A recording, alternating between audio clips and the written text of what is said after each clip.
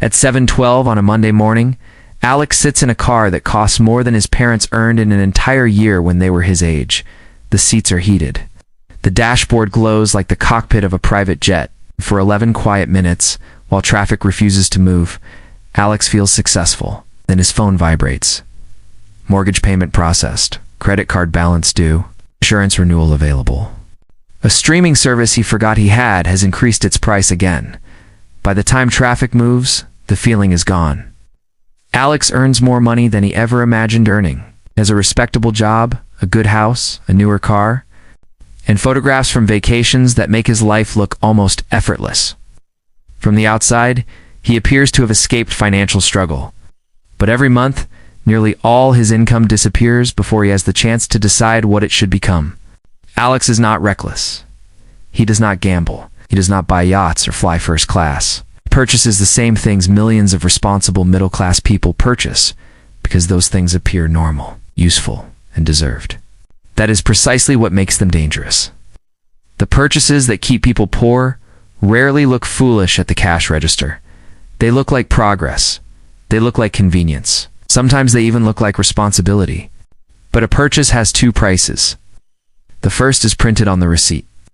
The second is the future that money can no longer build. Today we are following Alex through 10 ordinary purchases that quietly consume his wealth. Not because every one of these purchases is always wrong, but because their real costs are almost always hidden. And the last purchase may be the most expensive thing the middle class buys, even though no store sells it. This is peak ledger. Let's begin. 3 years earlier, Alex drove a 7-year-old sedan. It started every morning. It was fully paid off. The air conditioning worked, and nobody at the office cared what was parked outside. Then one afternoon, a coworker arrived in a new luxury SUV. People gathered around it. They touched the leather, admired the screen, and asked what it cost. Alex smiled with everyone else. But on the drive home, his own car suddenly sounded louder. The scratches looked deeper. The dashboard appeared older than it had that morning. Nothing about the car had changed. Only the comparison had. 2 weeks later, Alex signed for a vehicle costing $58,000. The salesperson did not focus on the price. He focused on the payment, only $847 a month. Only that word has sold more financial pain than almost any other. The payment seemed manageable, because Alex could afford it. But affordability and wisdom are different questions. Add interest, higher insurance, registration, tires, maintenance, and faster depreciation. And the vehicle could consume well over $1,000 every month. Now imagine Alex had kept his paid-off car and invested $800 a month instead. At an illustrative 8% annual return, after 10 years he could have roughly $146,000. After 20 years, approximately $471,000. The vehicle did not cost him only $58,000. It may have cost a large piece of his future freedom. A car is a useful tool, but when its hidden job is proving your status, you are renting approval from people who will forget it as soon as someone buys a newer one. Alex feels wealthy for 11 minutes in traffic. The bank receives the payment for 6 years. When Alex and his wife Maya began looking for a house, they had a clear plan. 3 bedrooms, a safe neighborhood, manageable payment, enough space for the life they actually lived. Then the lender told them they qualified for far more. That number changed the search. The modest homes started looking temporary. The larger homes looked like proof that years of hard work had finally meant something. Their real estate agent opened a door to a house with 5 bedrooms, a formal dining room, a dramatic staircase, and a backyard large enough to impress people twice a year. Alex imagined holiday dinners. Maya imagined their children growing up there. Neither imagined the water heater failing in the same month as the property tax increase. They bought near the maximum the bank approved. The bank's approval is not a recommendation for a peaceful life. It is an estimate of the largest payment you are statistically capable of surviving. The mortgage was only the beginning. Larger houses demand more furniture, more heating, more cooling, more repairs, more insurance, more taxes, and more time. Empty rooms create pressure to fill them. Large yards purchase Saturday chores. Every additional square foot asks to be maintained.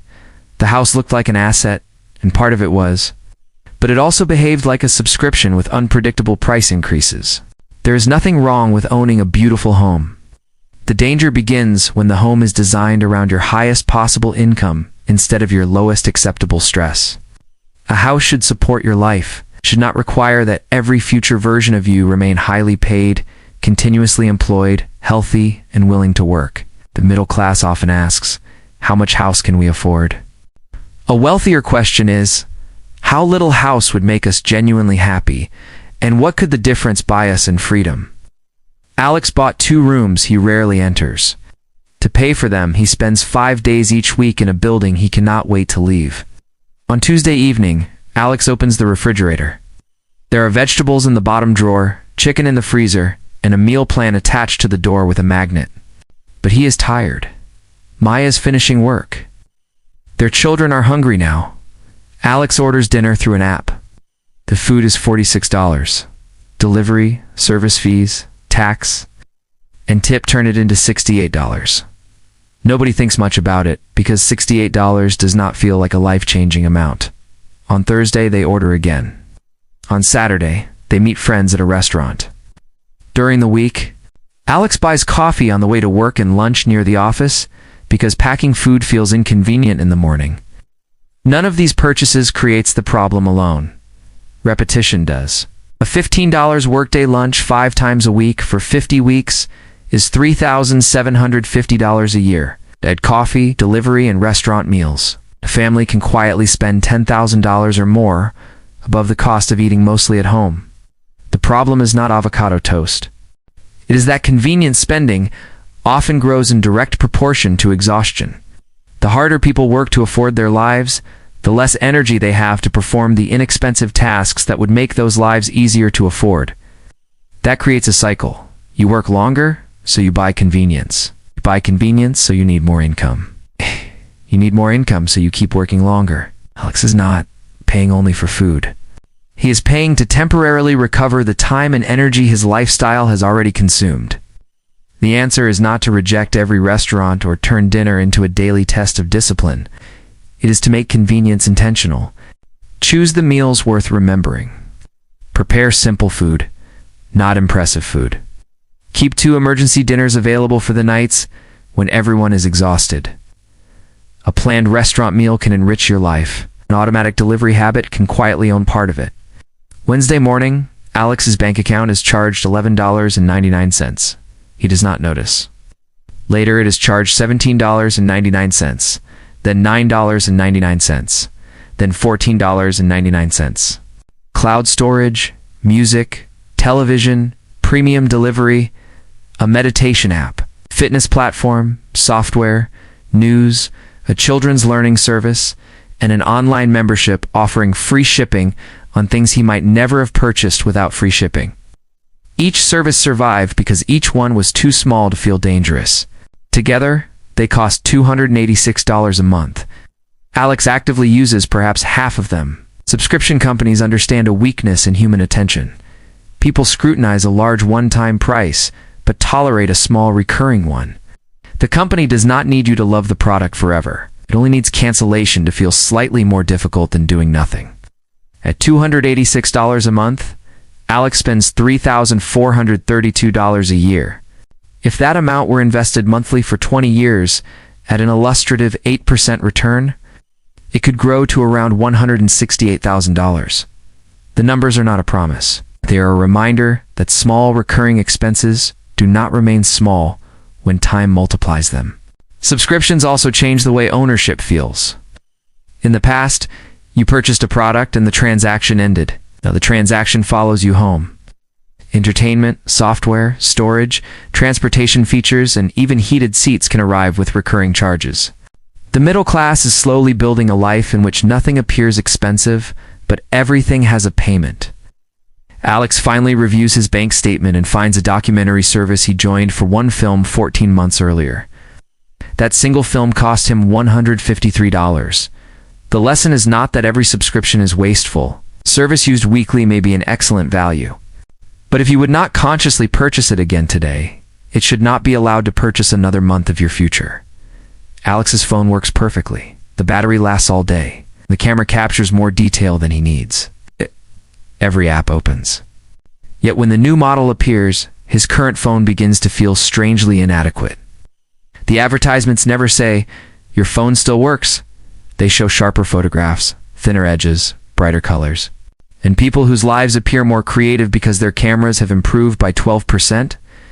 Alex trades in his phone and finances the difference through his carrier. The payment is folded into his monthly bill, where it becomes almost invisible. Then come the accessories: a new case, screen protector, charger, earbuds, and cloud storage upgrade for the larger photographs he will take. A $1,200 phone every 2 years is not merely a technology expense. It is a ritual of planned dissatisfaction. The pattern applies to laptops, televisions, watches, and tablets. Devices now last longer than our desire for novelty, so upgrades are marketed as evidence that we are still moving forward. But progress that must be repurchased every year is often just motion. If Alex keeps each phone for 4 years instead of 2 and invests the difference, no single decision transforms him. Wealth is built when dozens of ordinary decisions stop leaking money. Upgrade when a device can no longer perform an important job, not when a presentation makes it feel old. The richest feature on any piece of technology may be the ability to stop wanting the next one. On Friday, Maya receives an email announcing a 40% discount that expires at midnight. She was not searching for anything, but 40% feels like money being offered rather than money being requested. She buys 2 jackets, a kitchen appliance, and shoes for one of the children to grow into. The receipt says she saved $173. She spent $259. This is one of the most successful illusions in consumer life, calling the difference between an inflated price and a lower price savings, even when no purchase was planned. A discount does not save money if it creates the transaction. The sale works because it turns patience into loss. If Maya waits until tomorrow, she imagines losing $173. In reality, buying nothing would preserve all $259. Retailers use countdown clocks, low stock warnings, holiday events, member pricing, and buy now pay later offers to shorten the distance between desire and payment. The less time you have to think, the less likely you are to ask the question that ends many purchases. Would I still want this if nobody told me it was on sale? Months later, the appliance remains in a cabinet. One jacket still has its tag. The shoes are forgotten until they are almost too small. The middle class often has homes full of preserved evidence that a discount is not the same as value. A discount on something already planned is real savings. A shopping list written before the promotion protects you from a need created by it. The store wants the decision before midnight. Wealth usually prefers to sleep on it. For 6 days in summer, Alex's family lives differently. They wake near the ocean. Nobody rushes to work. The children laugh in the water, and Alex takes photographs he will genuinely treasure. The vacation is not meaningless. In some ways, it is the most alive the family has felt all year. But they did not save for it. Flights went on one card. The hotel went on another. Meals, activities, and airport purchases followed. The trip cost $7,800, and Alex returned home with something no photograph showed: a balance charging more than 20% interest. By the time the trip is fully paid, it may cost thousands more. The mistake was not taking a vacation. Rest, novelty, and shared experiences can be among the best uses of money. The mistake was purchasing 6 days of freedom with months or years of reduced freedom afterward. Consumer debt allows your future labor to travel backward in time. Your future Mondays pay for your past Saturday by the sea. This is especially dangerous because experiences are socially protected purchases. People question an expensive object, but saying memories are priceless can end any discussion about cost. Memories may be priceless, travel is not. Vacation fund changes the emotional shape of the trip. When the money already exists, coming home does not trigger financial regret. Choosing a less famous destination, traveling outside peak season, taking fewer but better planned trips, or building local adventures can preserve the experience without importing debt. Alex looks at a photograph from the beach while making the 9th monthly payment. He remembers the sunset. The credit card company remembers the interest rate. The 28 Alex worries that his career has stalled. An online university advertises a graduate degree promising leadership, confidence, and access to better opportunities. The program costs $42,000. Alex does not know whether his employer rewards the credential. But education feels inherently responsible. It feels safer than admitting he wants a different life. He enrolls. 2 years later, Alex has the degree, additional debt, and nearly the same salary. Education can produce extraordinary returns. It can also be an expensive way to avoid a harder question. What exact skill does the market pay for? And what is the least costly, credible way to acquire it? Before enrolling, Alex could have interviewed people with the job he wanted, checked whether the qualification was required, estimated the likely salary increase, compared programs or requested employer funding. Instead, he purchased a hopeful identity, future executive Alex. The same happens with certificates, boot camps, and coaching programs that promise transformation without a measurable path to income. Sometimes a degree is necessary. Sometimes the better answer is a short course, apprenticeship, project portfolio, or conversation with someone 5 years ahead. Ask, what outcome am I buying? What evidence connects this program to it? And what happens if it never arrives? An investment in yourself should still survive investment analysis. When Alex buys a new washing machine, the cashier asks whether he wants protection. Without it, she explains, repairs could be expensive. The machine contains electronics. Anything can happen. For only $219, Alex can protect his purchase and enjoy peace of mind. He agrees. At home, he discovers that the manufacturer already covers the first year. His credit card adds another layer of protection. Store plan includes exclusions, service fees, and conditions he never read.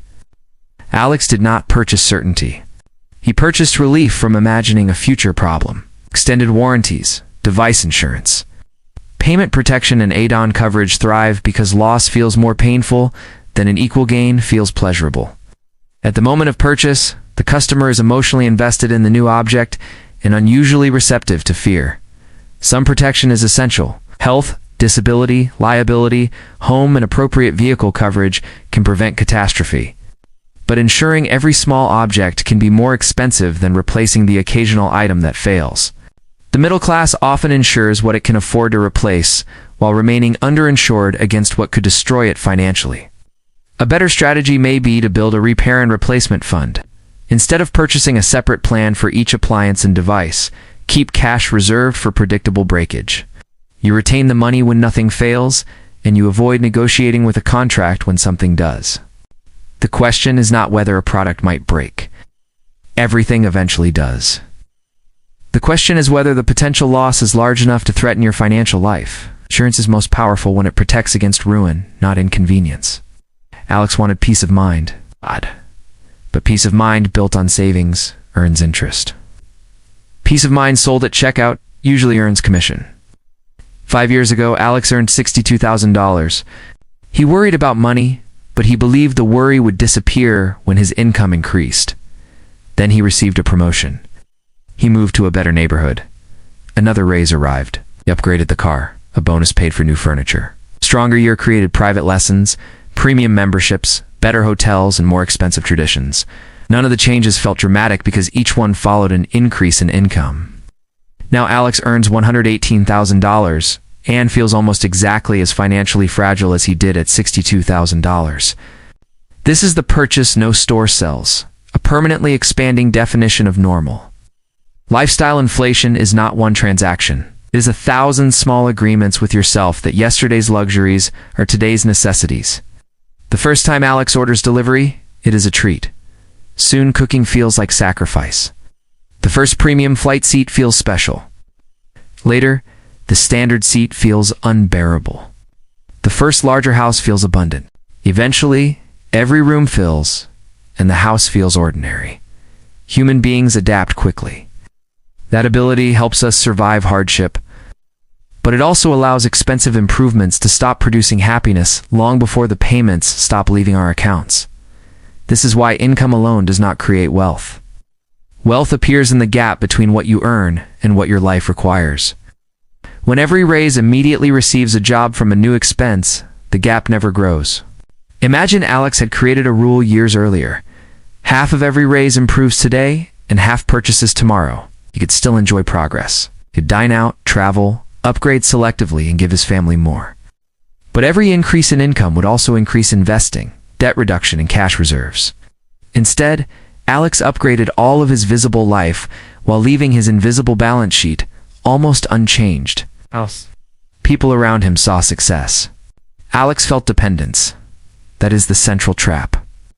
The middle class is frequently encouraged to display the evidence of wealth before owning the assets that produce it.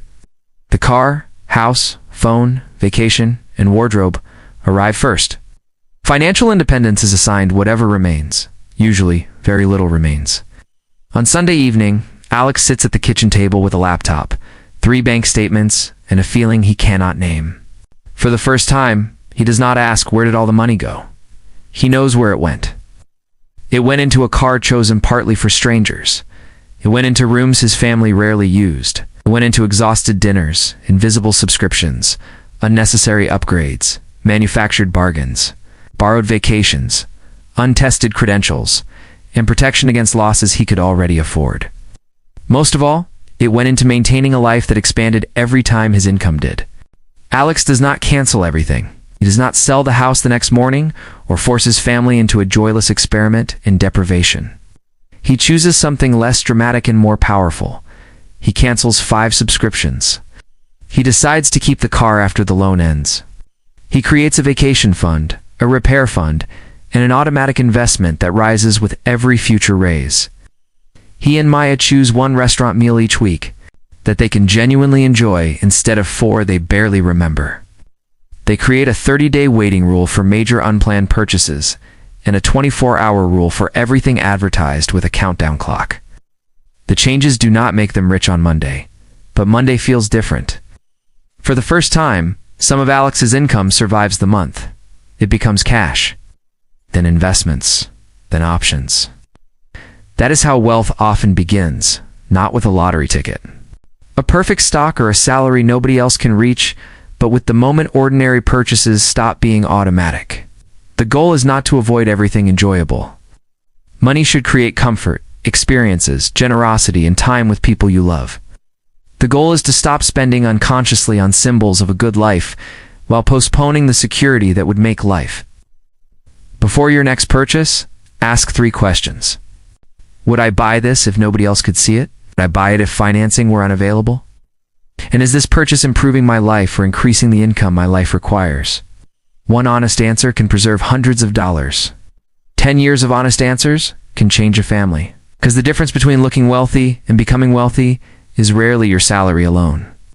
It is what you allow your salary to become. If this video changed how you see an ordinary expense, subscribe to Peak Ledgerware. We uncover the hidden decisions behind money, status, and freedom. And tell us in the comments, which purchase do you think quietly costs the middle class the most? Your answer may help someone recognize a payment they stopped noticing years ago. Till next time, remember, the receipt shows what you paid today. Your future reveals what it truly